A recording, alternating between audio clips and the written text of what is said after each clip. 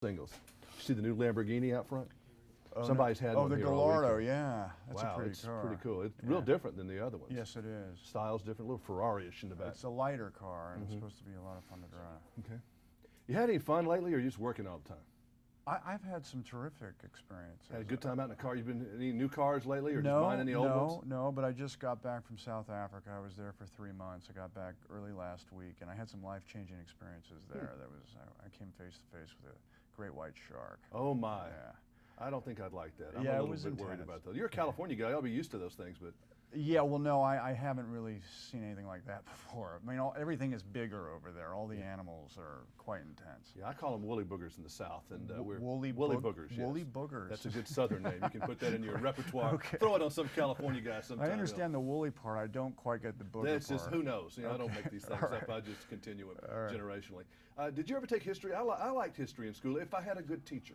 Yeah, I was interested in history. I was interested in the Civil War, the Mater and the Merrimack. I was also interested in ancient history, the Roman Empire. I wasn't much on Egyptian history. That was a little confusing. That was a little too far back Yeah. for me. I liked the Asian history too. It was all interesting to me. And this movie definitely has historical elements to it, but it also. But it's yeah, I mean, it's not a history movie, but I mean, No. like this dollar bill thing. I've seen that all my life, and no one's yeah. ever taught me what that was about.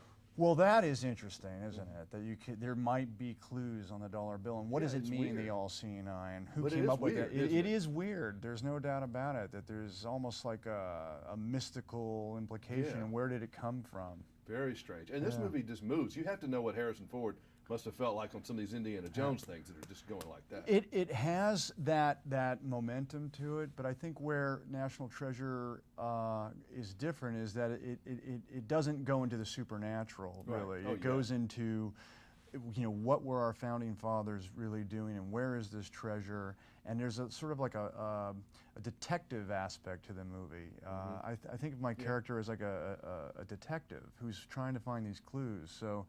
And also, there's a fun style to it that reminds me of some of the older movies that maybe you might have seen Cary Grant in, or Jimmy Stewart, which is a bit of a throwback to it. It's also a movie, and I'm not just saying this, I really will go see again because I felt like I missed things. Yeah, yeah. I mean, there's a lot of information there, but it's good. It doesn't stick you, but I felt like I need to go see it again to get the whole grasp. Well, that's what makes it fun. You Yeah. know, you're trying to find the clues with the characters, and it's definitely something you could see again.